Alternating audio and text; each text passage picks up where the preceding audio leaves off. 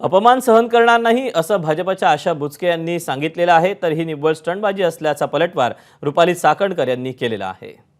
विरोध फक्त प्रशासकीय बैठकांमध्ये पर्यटनचे आणि ती कोणत्याही आम्हालाच काय पण राज्याचे मुख्यमंत्री उपमुख्यमंत्र्याचा फोटो नाही। शासकीय बैठक आहे, त्यांनी जाहीर करावं।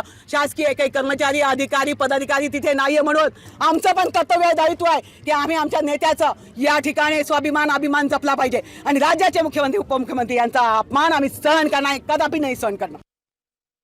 हा आमच्या पक्षाचा कार्यक्रम आहे, त्याच्यामुळे मला वाटतं आशाताईंना त्याची थोडीफार कल्पना असेल, पण अशा पद्धतीने झेंडा दाखवण्यापेक्षा त्या दादांकडे जरी आल्या असत्या तरी दादांनी त्यांचं म्हणणं ऐकून घेतलं असतं। मला असं वाटतं की ही एक स्टंटबाजी आहे आणि दादा कोणीही आलं, नाव गाव जात धर्मपात काही विचारत, पक्षही विचारत नाही, ज्याचं येईल त्याची तक्रार ऐकून घेतात आणि प्रश्न सोडवतात। इथे हा संपूर्ण महाराष्ट्राला माहिती आहे, त्याच्यामुळे असे स्टंटबाजीचे प्रकार मध्ये मध्ये होत राहणार आहेत आणि आम्हाला ते त्याचं विशेष वाटत नाही।